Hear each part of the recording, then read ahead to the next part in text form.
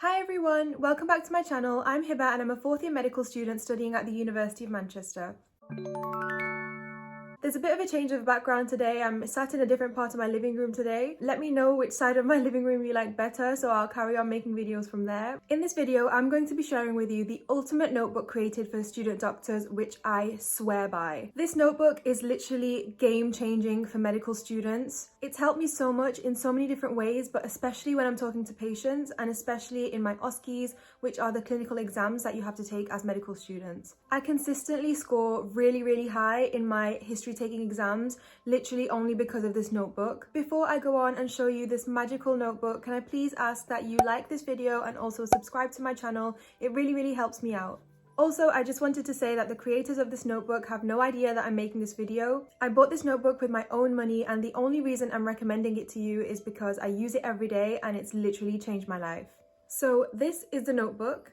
It's called the Student Doctor Notebook by Medic Note. It's described on their website as a smart notebook which makes the consultation and documentation process as efficient as possible.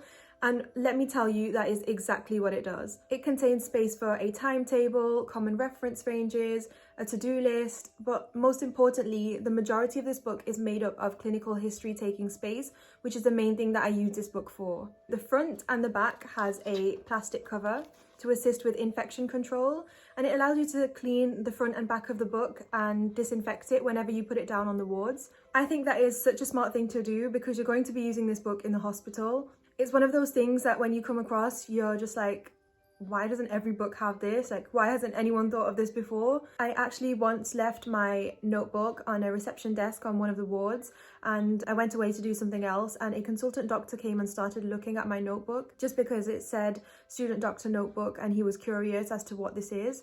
And when I came back, he started asking me like, is this your book? And I was like, yeah, why?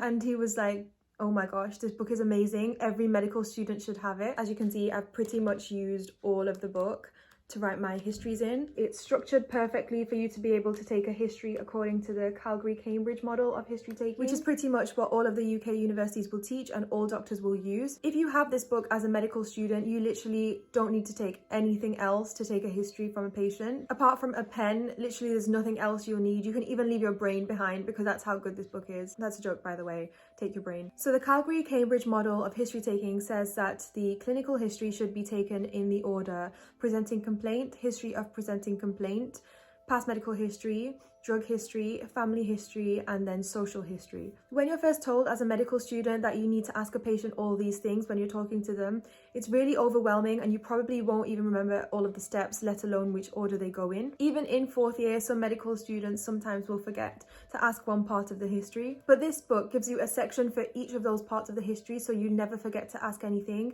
and you never forget the order that they go in. So now we're on to my favorite part of this book, the thing that I think is the best part, which is that this book gives you a list of the review of symptoms. So when we're assessing a patient, we have to do something called a review of systems or a systems review. And that means, for example, if a patient comes in with abdominal pain, that's part of the gastrointestinal system, we can't only ask about the pain, we have to ask questions about all of the symptoms that could occur in the gastrointestinal system. So in this case, for abdominal pain, you'd want to ask about difficulty eating, any heartburn, vomiting, any loss of appetite, bloating, any changes in bowel habits. And honestly, it's really difficult to remember them all. But this book is a lifesaver because it has all of the symptoms you need to ask for the major systems in the body. So with this book, you're never going to be sat there trying to figure out what you need to ask the patient about.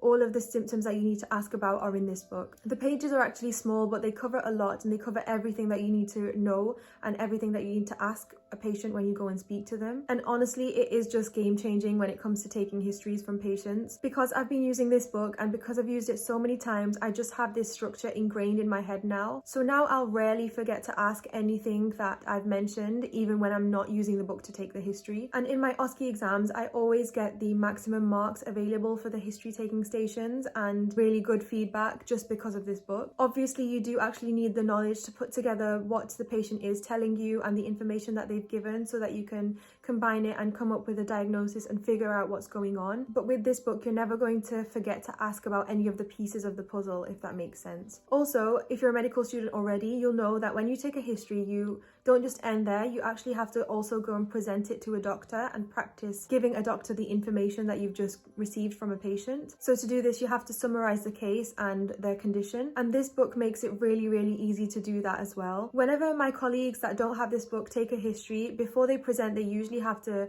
just sit down for about 5 minutes and try to put the information that they've got from the patient into a better structure before they can go and present it to a doctor. Whereas because of this book, I can literally take a history and go straight to present it to a doctor. I don't have to sit down and change the format. It's in just the right structure that I need it to be able to give a great presentation to a doctor. And again, the doctors will always comment that the presentation structure flows really nicely. So that's the main part of the book, and that's what the majority of the book is made up of. I just wanted to show you that at the end of the book there is space for a to-do list, and there is also space for notes, which is also really useful. Sometimes doctors will say something when you're on the ward and not in a formal teaching session, so sometimes you'll need to really urgently scribble it down because you know that if you don't write it down now, you'll forget. So I basically mainly use the note section of this book for that. As you can see, I've sometimes been in such a hurry that I've written upside down.